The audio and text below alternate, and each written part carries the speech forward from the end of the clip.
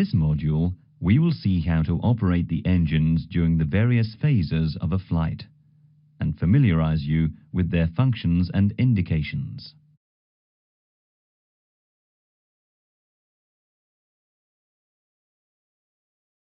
On ground, thrust control is entirely conventional. The thrust lever position determines the thrust.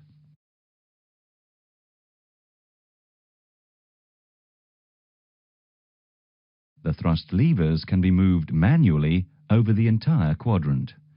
They never move automatically.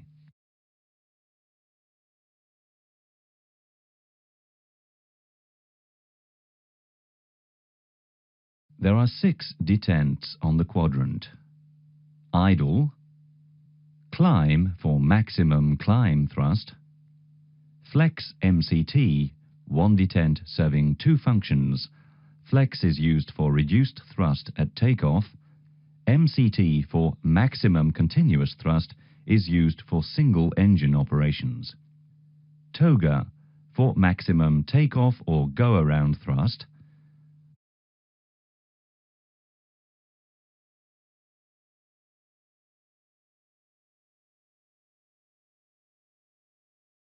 Thrust control can be achieved in 2 ways. Manually, using the thrust levers, as in a conventional aircraft, automatically when the autothrust is active.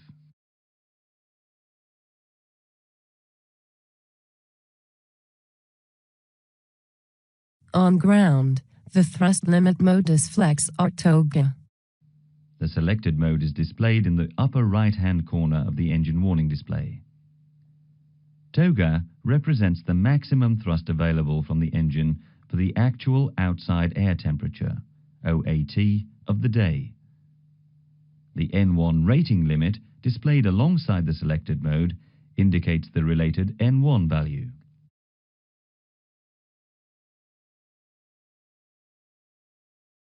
Flex is used for a reduced takeoff thrust. To achieve the thrust reduction, an assumed temperature, or flex, is used. For example, 45 degrees Celsius. The flex temperature is displayed beside the N1 rating limit. Flex temperature is displayed as soon as the flight crew has entered a flex takeoff temperature in the MCDU Proof Takeoff page. Flex takeoff will be discussed in more detail during the performance part of the course.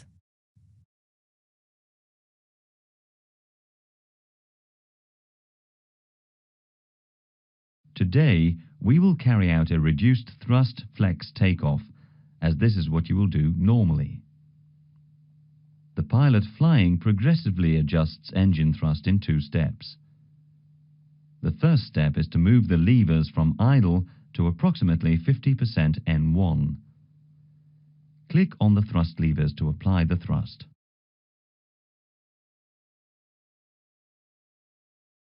When you reach the flex detent, the pilot non-flying checks that the indicated N1 is the same as the N1 limit.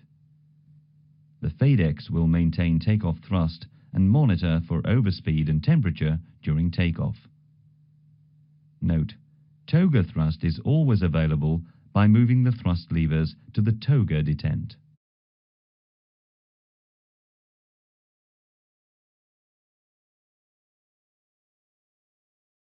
At thrust reduction altitude, move the thrust levers to the climb détente. When a flashing lever climb appears on the flight mode annunciator, FMA. Note, auto thrust, ATHR, will now be active. Select climb thrust. When the levers are in climb position, auto thrust is engaged automatically. The thrust limit mode turns to climb, and the N1 rating limit changes. Note, if LFI floor function activates, the achieved N1 will be greater than the thrust lever limit. It corresponds to toga thrust N1.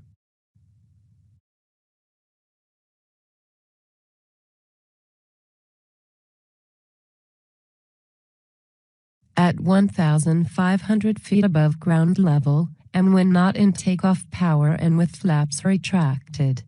The ECAM engine page is replaced by the ECAM cruise page on the system display.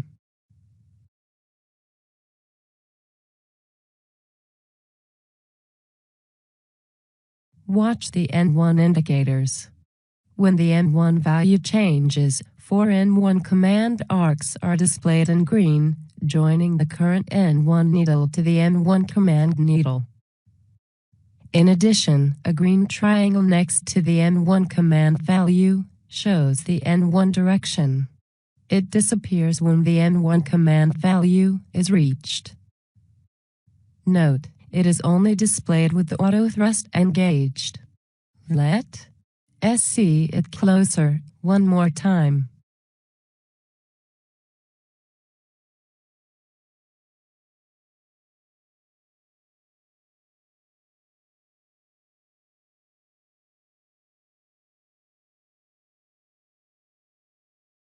Click on the forward arrow.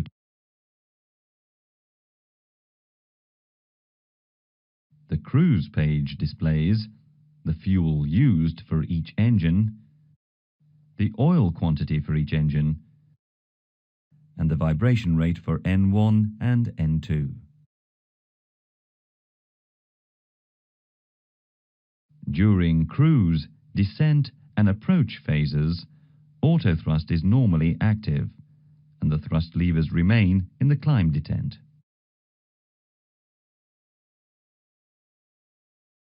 In flight, if both engines are at idle, an idle indication appears.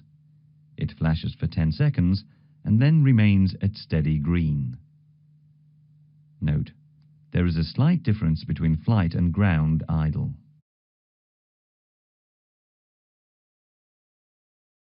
If needed, continuous ignition can be selected by turning the mode selector to the ignition start position. When selected, the message ignition is displayed on the engine warning display memo. Continuous ignition is not time limited.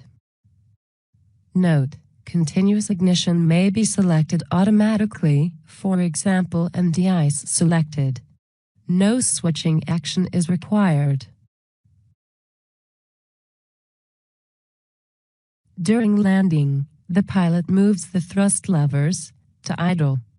This is to disconnect auto thrust and, at idle, to allow ground spoilers and reverser deployment.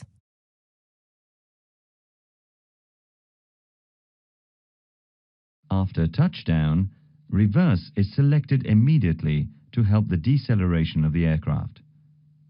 Apply the reversers. On the N1 indicators, REV appears in amber, indicating that the reversers are unstowed or unlocked. The thrust limit mode turns to MREV.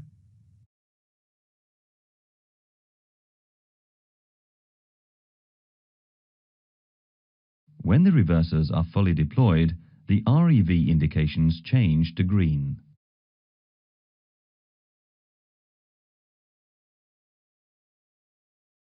As the aircraft speed approaches 70 knots, the levers should be moved to reverse idle.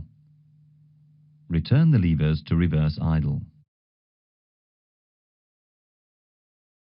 In order to extend the useful life of the engines, it is recommended to leave the engines running for 3 minutes after using maximum reverse thrust.